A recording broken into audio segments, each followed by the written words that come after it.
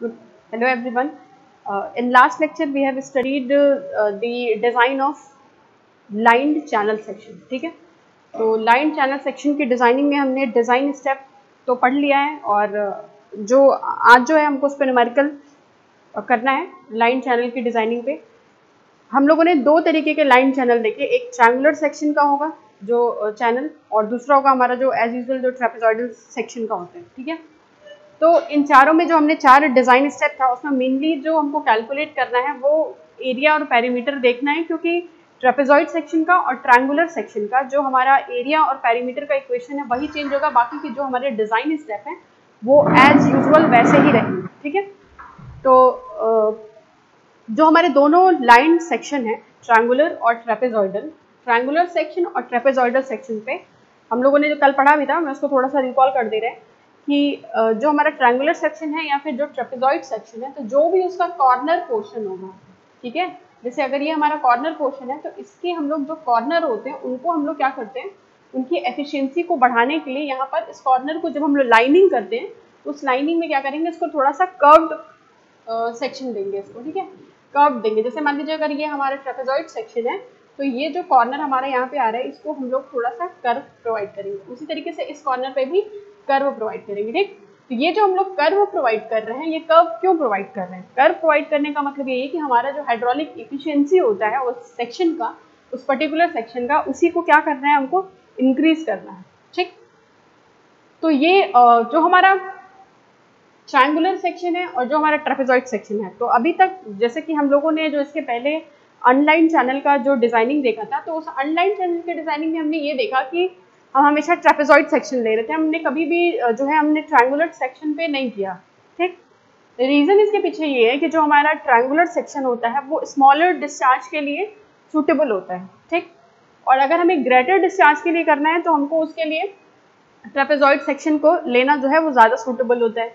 तो हमेशा हम जो है ज़्यादातर, मतलब हम लोग ज़्यादातर जो है वो मोस्ट ऑफ द केसेस यही जो हमारा ट्रेपेजॉइड सेक्शन है वही मान के चलेंगे। ठीक है, तो इस तरीके से हम लोग जो सेक्शन डिज़ाइन कर रहे हैं, तो ट्रायंगुलर पे भी, लाइन चैनल में ट्रायंगुलर पे भी और ट्रेपेजॉइड दोनों सेक्शन में किसी पे भी डिज़ाइन कर सकते हैं।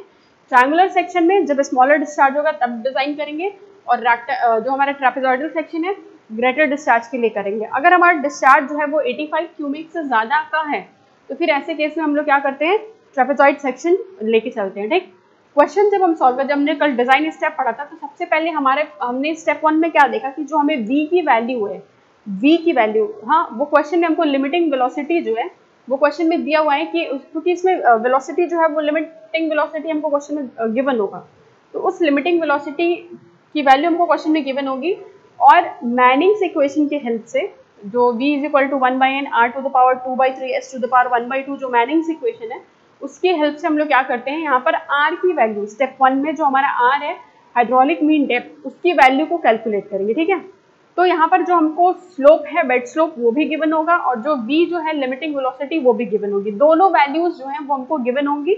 हम क्या करेंगे, स्टेप 1 में r की वैल्यू जो है हाइड्रोलिक मीन डेप्थ, स्टेप 1 में r की वैल्यू फाइंड आउट करेंगे। ठीक है, अब आते हैं स्टेप 2 की ओर। अब स्टेप 2 में क्या है कि हमको क्वेश्चन में a की वैल्यू जो है एज यूजुअल जो हमारे पास कंटिन्यूटी इक्वेशन है, continuity equation q is equal to a into V, ये हमको पता है। इस कंटिन्यूटी इक्वेशन से हम लोग क्या करते हैं, जो a की वैल्यू है वो a की वैल्यू q/v से कैलकुलेट कर लेते हैं। ठीक है, q जो है वो हमारा डिस्चार्ज, ठीक, डिस्चार्ज हमको क्वेश्चन में गिवन होगा, जितना भी डिस्चार्ज होगा, और लिमिटिंग वेलोसिटी ये भी हमको क्वेश्चन में गिवन होगा।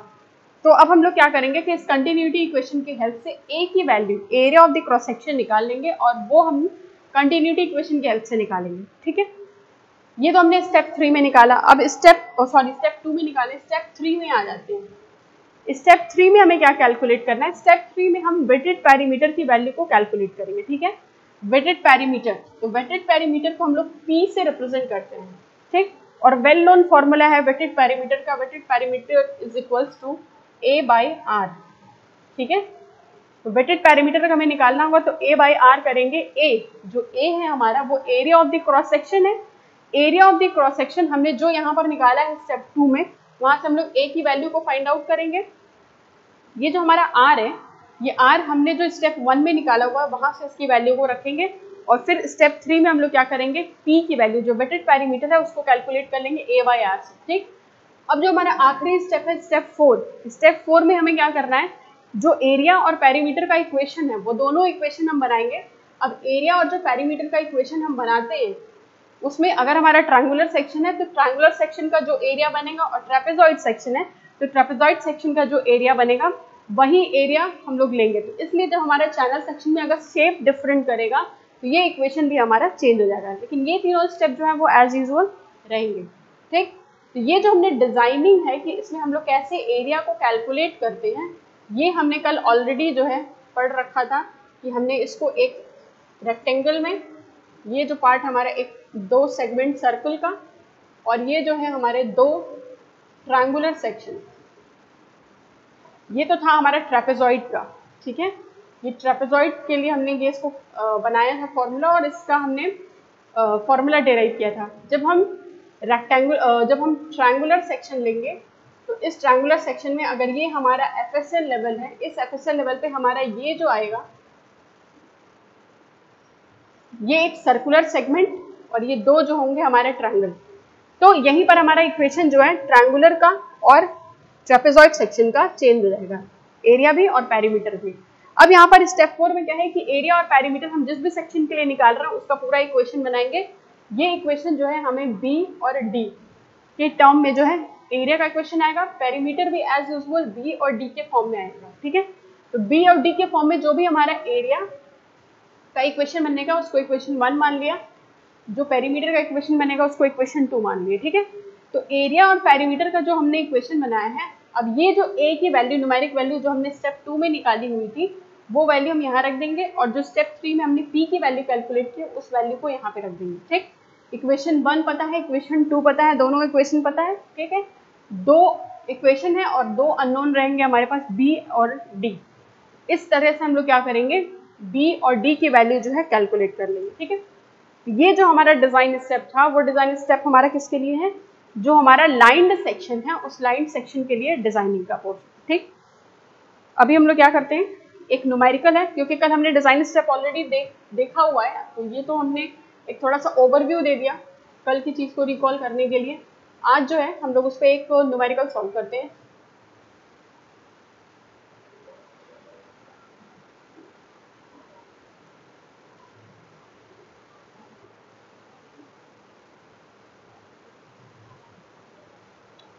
न्यूमेरिकल देखें, क्वेश्चन क्या है, design a trapezoidal shape, design a trapezoidal shaped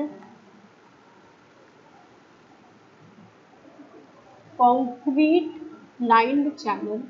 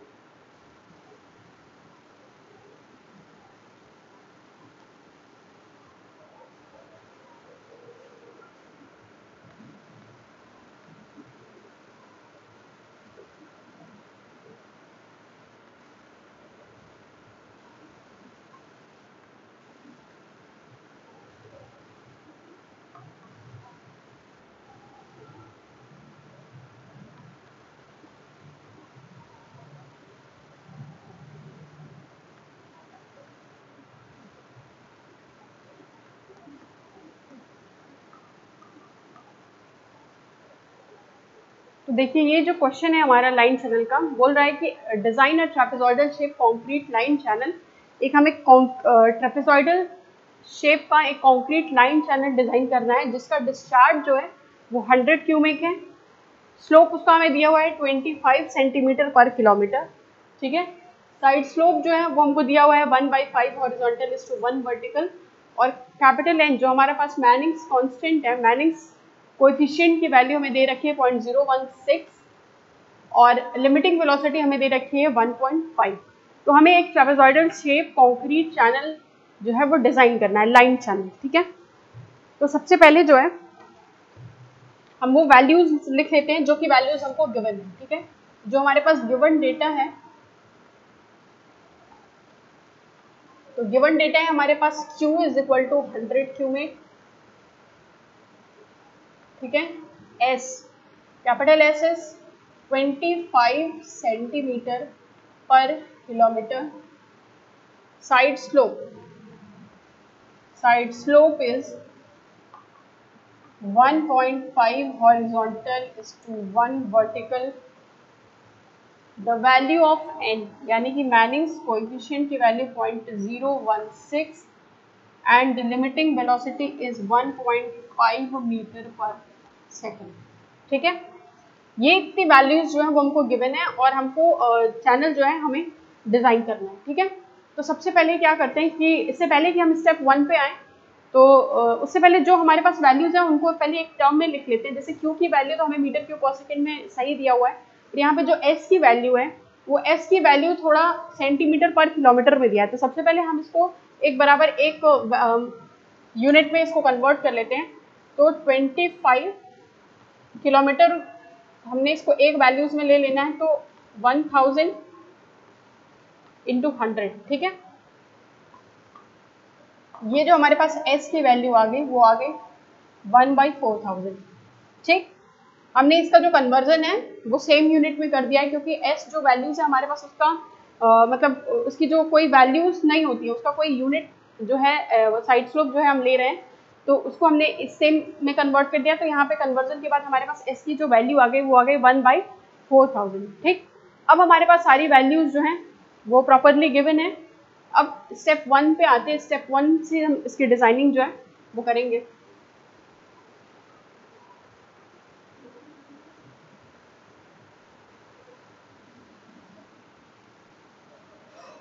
आते हैं स्टेप 1।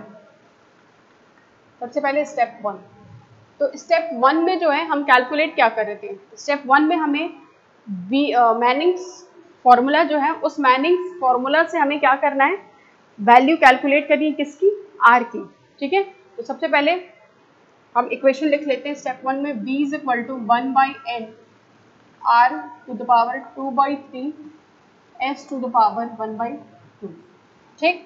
यहाँ पर जो लिमिटिंग वेलोसिटी है, उस लिमिटिंग वेलोसिटी की वैल्यू क्वेश्चन में हमें दे रखी है 1.5 मीटर पर सेकेंड, तो हमने V की वैल्यू 1.5 रख दी। N जो है क्वेश्चन में हमें दे रखा है 0.016, तो हमने N की वैल्यू रख दी। R की वैल्यू हमें कैलकुलेट करनी है। और S जो हमने अभी वेट स्लोप दिखा था, वेट स्लोप जो हमने अभी निकाला है, वो S की वैल्यू हमने क्या सिंप्लीफाई करके निकाला, 1/4000 टू द पावर 1/2, ठीक है। यहाँ से हम क्या करते हैं, R की वैल्यू को कैलकुलेट कर लेते हैं।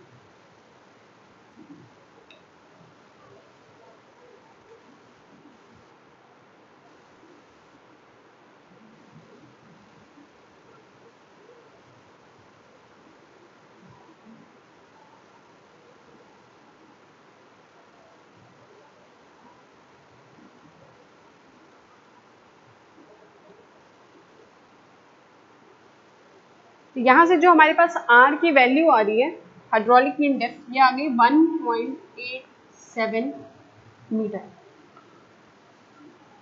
ये जो वैल्यू आ गई हमारे पास R की, वो R आ गया है 1.87 मीटर, ठीक है।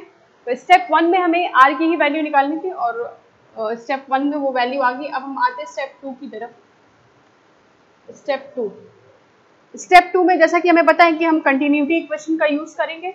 तो कंटिन्यूटी इक्वेशन हमारे पास क्या है, Q is equal to A into V, ठीक है। Q is equal to A into V।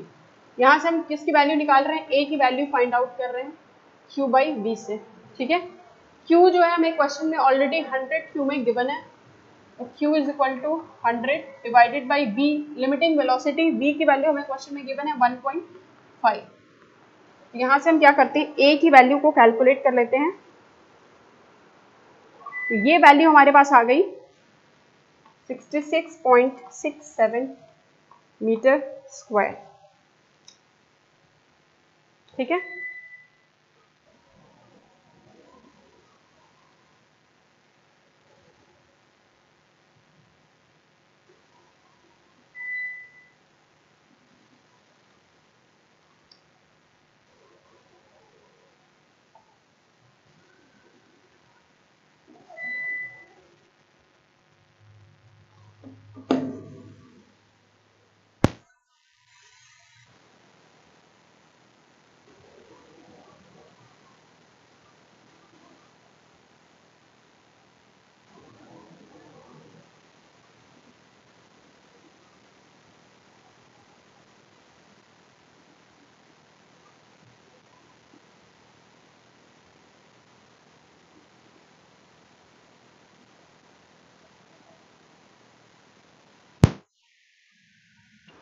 तो स्टेप 2 में हमने क्या किया है, ए की जो वैल्यू थी हमारी, उस ए की वैल्यू को हमने कैलकुलेट कर लिया, ठीक।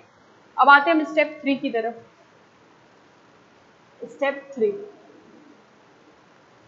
स्टेप 3 में हमें क्या करना है, वेटेड पैरामीटर का जो इक्वेशन है P is equal to A by R, P is equal to A by R, ठीक है। वेटेड पैरामीटर का इक्वेशन हमें पता है और सारी वैल्यूज भी हमको, ए की वैल्यू हमने अभी निकाला कितना 66.67 metre square upon R, R हमने स्टेप 1 में निकाला है कितना 1.87 मीटर, ठीक है। यहाँ से जब हम वेटेड पैरामीटर की वैल्यू को कैलकुलेट करेंगे तो ये वैल्यू हमारे पास आएगी,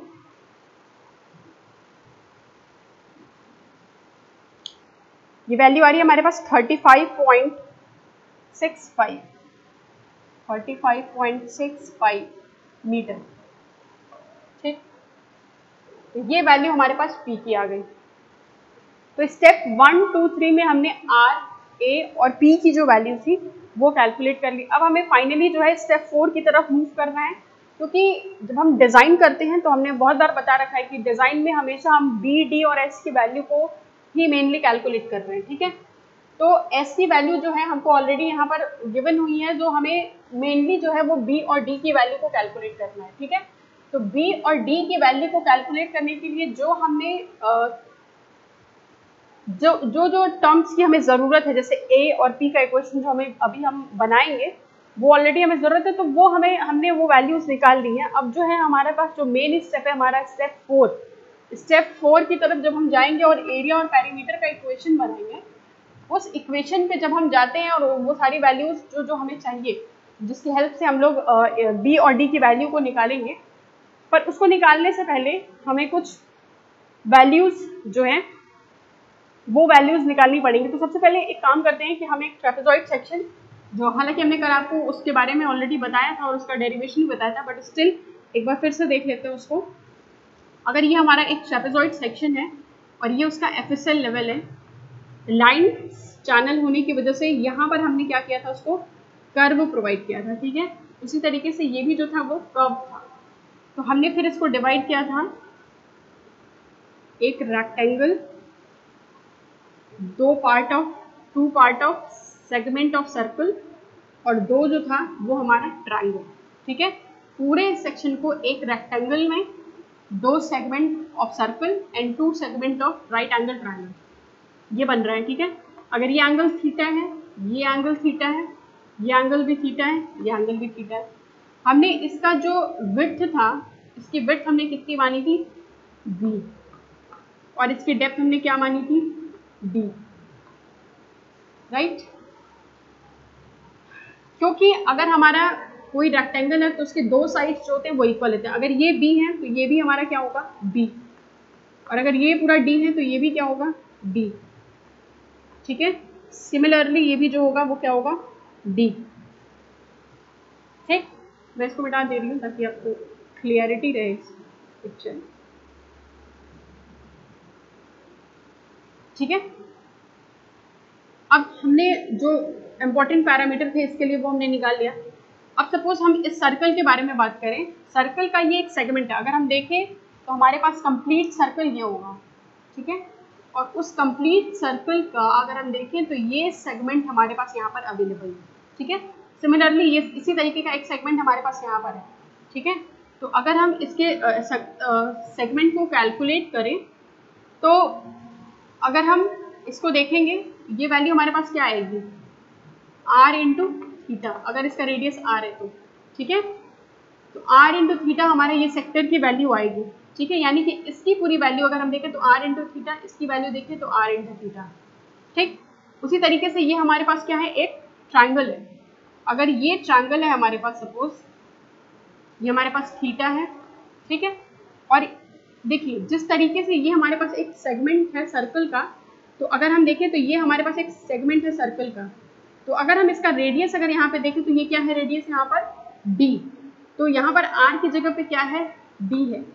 तो अगर हम देखें तो ये जो साइड है हमारा, ये रेक्टेंगल का एक साइड है, एज वेल एज ये जो सर्कल का सेगमेंट है उसका रेडियस की तरह भी वर्क कर रहा है। ये जो होगा इस अगर ये रेडियस की जगह पे, अगर ये हर जगह रेडियस जो है हमारा बराबर है, अगर ये हमारा d है और रेडियस है तो यहाँ पर भी ये भी क्या हो जाएगा, d हो जाएगा, ठीक है। तो अगर हम ये ट्रायंगल लेंगे, राइट एंगल ट्रायंगल, और इसको अगर हम सेपरेटली यहाँ पर बनाएं तो ये थीटा एंगल, और ये जो हमारी डिस्टेंस है परपेंडिकुलर साइड वाली वो d, और हमने बेस को क्या मान लिया है, x, ठीक है।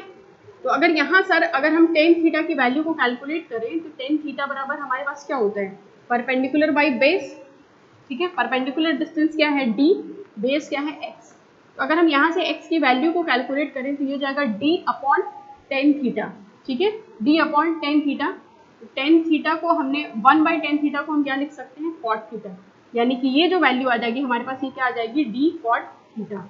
तो जैसा ये हमारे पास ट्रायंगल है, सेम सिमिलरली ये भी ट्रायंगल है, तो ये हमारे पास क्या हो जाएगा, d कॉट थीटा, ठीक है। और ये जो है हमारे पास इस सेक्टर की वैल्यू क्या है, r इंटू थीटा, लेकिन हम यहाँ पे r नहीं लिख रहे हैं क्योंकि हमारे पास जो यहाँ का रेडियस है वो क्या है, d थीटा, इसलिए हम इस वैल्यू को d थीटा लिख रहे हैं। सिमिलरली ये वैल्यू भी क्या हो जाएगी, d थीटा, ठीक है। तो ये जो था ये पूरे डायग्राम का जो है हमारे पास एनालिसिस है। अब हम क्या करते हैं कि सबसे पहले एरिया का इक्वेशन बनाते हैं, ठीक है। एरिया का इक्वेशन अगर हम बनाएंगे तो अगर हम इस पूरे ट्रेपेजॉइड सेक्शन के लिए अगर हम एरिया देखें तो एरिया अगर हम लेंगे तो हमें कितना एरिया लेना पड़ेगा, इस रेक्टेंगल का एरिया, इस सर्कल का एरिया, इस सर्कल का एरिया, ये जो हमारे पास ट्रायंगल है और इस ट्रायंगल का, यानी टोटल हमें 5 पार्ट में डिवाइडेड है।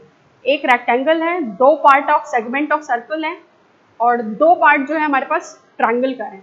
तो अगर हम एरिया लें तो सबसे पहले हम जो एरिया ले रहे हैं वो इस रेक्टेंगल का ले रहे हैं, तो रेक्टेंगल का एरिया क्या हो जाएगा, b इंटू डी, ठीक है, क्योंकि इसकी बेस b और ये जो साइड है वो d, तो b इंटू डी सिंपली ये हो गया, ठीक, प्लस अब हम क्या करते हैं कि ये जो हमारे पास ट्रायंगल है इस ट्रायंगल का एरिया लेते हैं। इस ट्रायंगल का जब हम एरिया लेंगे तो ट्रायंगल का एरिया क्या होता है, 1/2 इंटू बेस इंटू हाइट। तो अगर हम इस ट्रायंगल को देखें जो हमने इंडिविजुअल यहाँ पर इसका पार्ट बनाया हुआ है, 1/2 इंटू बेस क्या है हमारे पास, x, और x की वैल्यू क्या है, d कॉट थीटा, ठीक है, 1/2 into base into height, height इसका मतलब है d, राइट, ये ले लिया। अब इस तरीके के, ये तो हमने एक पार्ट के लिए कैलकुलेट कर लिया, इस तरीके के हमारे पास 2 सर्कल हैं, तो हमने इसको क्या किया, 2 से मल्टीप्लाई कर दिया, ठीक है, ओके। अब आते हैं हम जो सर्कल वाला पार्ट है, सर्कल वाले पार्ट की तरफ। तो सर्कल वाला पार्ट अगर हम देखें तो सर्कल का हमारे पास क्या है, एक सेगमेंट है, ठीक है।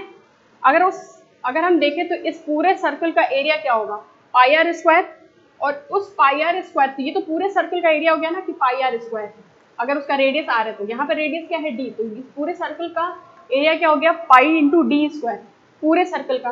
लेकिन हमें चाहिए कितने का, सिर्फ इस सेगमेंट का चाहिए, तो अगर हमें सिर्फ और सिर्फ उस सेगमेंट का निकालेंगे तो ये जाएगा पाई डी स्क्वायर इंटू पर्टिकुलरली उस सेगमेंट का निकालें तो थीटा बाई 2 पाई, ठीक है, थीटा, क्योंकि सिर्फ और सिर्फ हम किसके लिए निकाल रहे हैं, 2 पाई में से सिर्फ थीटा सेगमेंट के लिए निकाल रहे हैं, ठीक है, इसलिए हमने इसको लिख दिया थीटा बाई 2 पाई। और इस तरीके के अगर ये सेगमेंट हमने एक के लिए कैलकुलेट किया तो इस दूसरे के लिए भी अगर हम कैलकुलेट करेंगे तो क्या करेंगे, इसको 2 से मल्टीप्लाई कर देंगे। ठीक, अभी हमें क्या करना है, सिंपली इसको सिंप्लीफाई कर देना है। तो फाइनल जो हमारे पास एरिया का इक्वेशन आ जाएगा वो आ जाएगा b into D plus D square cot theta plus D square theta. ठीक है, अब हमें क्या कर रहे हैं कि यहाँ पर हम जो डी स्क्वायर है उसको अगर कॉमन ले लें, ये हमारे क्या बचेगा यहाँ पे, थीटा प्लस कॉट थीटा। ठीक है, ये हमारे पास एरिया का इक्वेशन बन गया। राइट, ये इक्वेशन हमने कल भी डिस्कस किया था कि कैसे यहाँ पर एरिया का इक्वेशन निकालेंगे। सबसे पहले क्या करते हैं कि थीटा, और क्योंकि हमें अगर वैल्यू निकालें और इसमें पूरी वैल्यूज को पुट करें तो अभी हमारे पास देखें तो बी और डी तो उसकी वैल्यू तो हम कैलकुलेटिंग कर रहे हैं, ये तो हमें नहीं पता है। हम क्या करते हैं, सबसे पहले थीटा और कॉट थीटा की वैल्यू न्यूमेरिकल के अकॉर्डिंग निकाल लेते हैं कि क्या थीटा और क्या कॉट थीटा होगा, तब जाके, और एरिया की वैल्यू हमने ऑलरेडी निकाल रखा है तो तब जाके ये हमारा इक्वेशन जो है वो बी और डी के टर्म में आएगा। तो सबसे पहले हमारा काम क्या है कि हम थीटा और कॉट थीटा की वैल्यू जो है वो कैलकुलेट कर लेते हैं। ठीक है, पहले आप इसको इसको नोट डाउन कर लो ताकि मैं आगे जो है इसका थीटा और कॉट थीटा और इसके बाद पेरीमीटर के बारे में बता।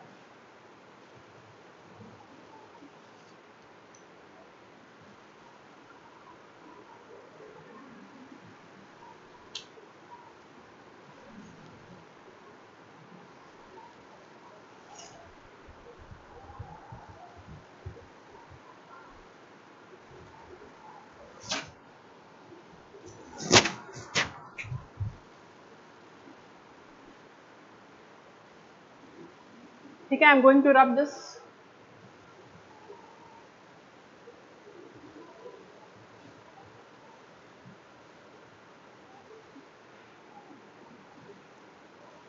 एरिया के इक्वेशन को यहाँ पे लिख देती हूँ। एरिया का इक्वेशन जो आया हमारे पास b into D plus D square theta plus cot theta.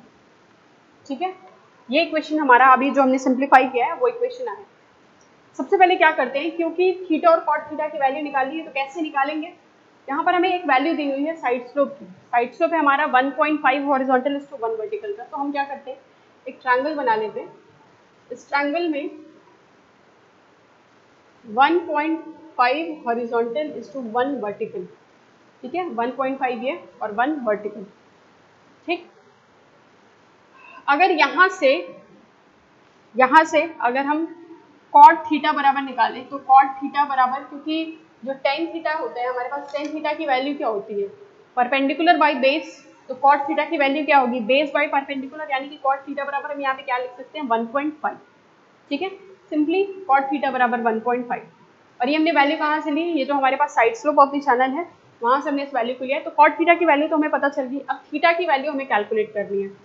तो अगर हम थीटा की वैल्यू को कैलकुलेट करेंगे, सिंपली करना कुछ नहीं है, कैलकुलेटर लेना है। कैलकुलेटर में यहाँ पर हम क्या करते हैं, थीटा की वैल्यू को निकाल रहे हैं। थीटा की वैल्यू को हम रेडियन में निकालेंगे। ठीक है, रेडियन में निकालेंगे तो सिंपली हमें 10 इनवर्स करना होगा।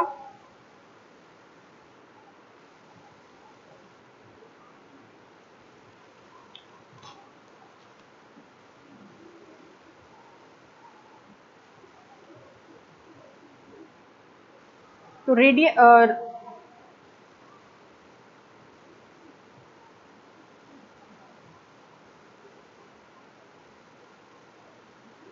अगर हम यहाँ पर 10 इनवर्स करके वैल्यू निकालेंगे, क्योंकि कैलकुलेटर में हमें सिर्फ साइन कॉस और 10 के फॉर्म में ही निकाल सकते हैं, तो अगर हम रेडियन में वैल्यू को कैलकुलेट करेंगे तो हम सीधे इसको 10 इनवर्स में लिखते हैं। ठीक है, और 10 इनवर्स में लिखेंगे तो ये हो जाएगा हमारा 10 इनवर्स 1/1.5। ठीक है, ध्यान रखना है कि ये वैल्यू हमको रेडियन में कैलकुलेट करनी है, इसलिए जब भी हम कैलकुलेटर में जाएंगे तो मोड से रेडियन में चेंज करेंगे पहले, उसके बाद ही जाके हम वैल्यू को कैलकुलेट करेंगे। ठीक है, तो सबसे पहले कैलकुलेटर में क्या करना है कि रेडियन में उसको मोड से, आप जब इसको 2 बार प्रेस करोगे तो आपको रेडियन में मिल जाएगा। तो रेडियन सेलेक्ट करके उसके बाद हम क्या करेंगे, 10 इनवर्स की वैल्यू लेंगे।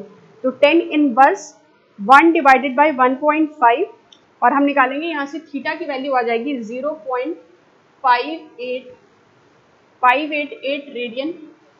ठीक, यहाँ से हमने क्या किया, ये थीटा की वैल्यू जो है और कॉट थीटा की जो वैल्यू है वो हमने निकाल ली है, ठीक है। अब ये जो वैल्यू हमने निकाली है उसी को हम यहाँ पे पुट करेंगे। तो जो हमारे पास एरिया का इक्वेशन आया है, क्योंकि एरिया की वैल्यू जो हमने स्टेप 2 से निकाली थी वो आई है हमारी 66.67 is equal to B into D plus D square theta. Theta is what 0.58 और कॉट थीटा कितना है 1.5। इसको थोड़ा और सिंप्लीफाई कर देंगे तो ये आ जाएगा हमारे पास 66.67 is equal to 2.09 D square plus B into D. इसको हम बना लेते हैं क्या, इक्वेशन 1, ठीक है। इसको हमने बना लिया इक्वेशन 1। अब क्या करते हैं कि पेरीमीटर का इक्वेशन लिखते हैं, ठीक है। तो जब हम पेरीमीटर का इक्वेशन लिखेंगे तो अभी तो वो डायग्राम हमने रब कर दिया है। जब हम पेरीमीटर बनाते हैं, जब इस ट्रेपेजॉइड सेक्शन का पेरीमीटर लेंगे लाइन चैनल के लिए, ठीक है। ये कर्व सेक्शन है हमारा, ये रेक्टेंगल, ये हमारा सर्कल और ये। तो सबसे पहले ये जो डिस्टेंस हमने पेरीमीटर के लिए निकाली थी ये कितना आया था हमारे पास डी कॉट थीटा, ठीक है। तो ये डी कॉट थीटा और ये साइड भी कितनी थी डी कॉट थीटा। तो हम दोनों साइड, क्योंकि पेरीमीटर क्या होता है हमारे जो टोटल लेंथ, वेटेड पेरीमीटर का मतलब जितना भी हमारा पानी से जो भी वेटेड है लेंथ, उस सारे लेंथ को हम क्या करेंगे ऐड करेंगे। तो ये लेंथ ऐड करेंगे, फिर ये सर्कल वाला लेंथ ऐड करेंगे, फिर ये लेंथ ऐड करेंगे, देन ये और फिर ये। तो इतना पूरा पार्ट, पूरी लेंथ को हमें क्या करना है ऐड करना है। तो ये जो वैल्यू आई थी इस साइड की हमारे पास आई थी डी कॉट थीटा और इस साइड की भी वैल्यू क्या थी हमारे पास डी कॉट थीटा। यानी कि अगर हम दोनों को जोड़ दें तो वैल्यू क्या आ जाएगी पेरीमीटर के लिए 2d कॉट थीटा, ठीक है। तो हमने इसके लिए और इसके लिए कैलकुलेट कर लिया। अब ये जो सेक्टर की वैल्यू हमने कैलकुलेट की थी, सेक्टर अगर हम किसी सर्कल के पार्ट का सेक्टर निकालेंगे वो क्या हो जाएगा r इंटू थीटा, ठीक है। हमने हिंदी में पढ़ा होगा कि हमें r की वैल्यू निकालनी है। तो अगर वो सेक्टर हम निकाल रहे हैं तो r इंटू थीटा आएगा अगर हमारा ये थीटा एंगल है तो, और r रेडियस है तो। लेकिन क्या था कि यहाँ पे रेडियस क्या था d था, ठीक है। यानी कि ये सेक्टर हो जाएगा हमारा d इंटू थीटा और ये सेक्टर दो वैल्यूज है तो ये हो जाएगा हमारा क्या 2d थीटा, ठीक है। और प्लस ये डिस्टेंस, तो ये डिस्टेंस तो सिंपली b है, इसलिए हम क्या करते हैं इसको प्लस b, ठीक। ये जो इक्वेशन आ गया हमारा वो पेरीमीटर का इक्वेशन आ गया। सॉरी ये भी आपका कैपिटल D है। अब यहाँ पे हम पेरीमीटर के इक्वेशन में 2d को अगर कॉमन ले लें तो यह आ जाएगा हमारे पास theta plus cot theta plus b, ठीक है।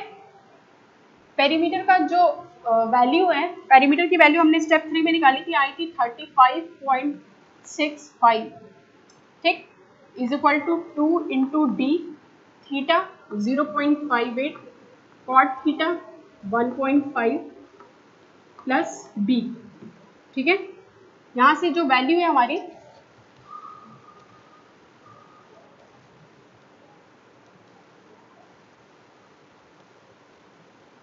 वैल्यू आ जाएगी हमारे पास 35.65 is equals to 4.16 D plus B, right.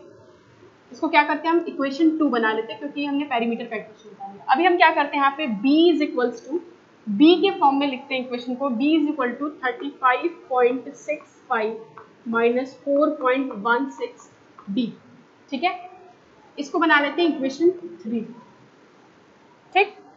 अब ये जो b की वैल्यू हमने d के टर्म में निकाली है, इस b की वैल्यू को हम क्या करते हैं यहाँ इस इक्वेशन में, इक्वेशन 1 जो है उसमें पुट कर देते हैं, ठीक है। तो मैं इसको मिटा रही हूँ।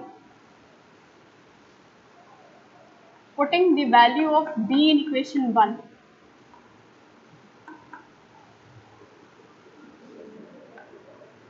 b इन इक्वेशन 1, ये जो b की वैल्यू है अगर हम यहाँ पे पुट करेंगे तो सारा जो इक्वेशन है हमारा वो d के टर्म में आ जाएगा, सिर्फ और सिर्फ एक अननोन बचेगा d के टर्म में। तो वो जो इक्वेशन होगा हमारा क्वाड्रेटिक इक्वेशन बनेगा। सबसे पहले तो ध्यान ये रखना है कि ये हमारा क्वाड्रेटिक इक्वेशन यहाँ पे बनेगा। क्वाड्रेटिक इक्वेशन को सॉल्व करेंगे तो हमें d की दो वैल्यूज जो है वो हमको d की मिलेंगी, ठीक है। तो यहाँ से जो हमारी डी की वैल्यू है, डी की जो वैल्यू आ रही है हमारी इस क्वेश्चन से, वो आ रही है हमारी 2.15 मीटर। और जो बी की वैल्यू, जब यहाँ से हमें डी, देखो जो डी हम क्वांटिटी की क्वेश्चन बनाएंगे, दो वैल्यूज हमें डी की मिलेंगी, जो स्मॉलर वैल्यूज होगी वो स्मॉलर वैल्यू ही हमको अडॉप्ट कर रही है, ठीक है। जब यहाँ से इस इक्वेशन को सॉल्व करने पे डी की वैल्यू मिलेगी, अब जो भी हमें डी की वैल्यू 2.15 मिल रही है, तो हम इस इक्वेशन में, ये जो बी वाला इक्वेशन हमने बनाया है, यहाँ पर हम क्या करेंगे, डी की वैल्यू को पुट कर देंगे और बी की वैल्यू को कैलकुलेट कर लेंगे। तो कैलकुलेशन के बाद जो हमारी बी की वैल्यू आ रही है, वो बी की वैल्यू आ रही है हमारी 26.68 मीटर, ठीक है। यहां से हमने जो बी और डी की वैल्यू थी वो कैलकुलेट कर ली, ठीक है। तो ये जो हमारा एक न्यूमेरिकल है जो लाइन सेक्शन पे था, शेप क्या है चैनल का, ट्रेपेजॉइड, ठीक है। ट्रेपेजॉइड सेक्शन के लिए हमने जो न्यूमेरिकल था वो देख लिया। अब नेक्स्ट जो हमारा लेक्चर होगा, नेक्स्ट लेक्चर में भी हम इसी पे अभी बेस्ड कुछ न्यूमेरिकल हैं, सेक्शन चेंज करके या फिर थोड़ा सा पैटर्न उसमें चेंज होगा कि बी और डी का कुछ वैल्यूज हमें गिवन होगा, कुछ फिक्स्ड रेशियो पता होगा और उसके बिहाफ पे हम लोग वैल्यूज को कैलकुलेट करेंगे, ठीक है। तो आगे हम लोग उसको फर्दर कंटिन्यू करेंगे। और till then thank you for watching this video and I hope this will help you to understand the design of line channel section. Okay then, thank you.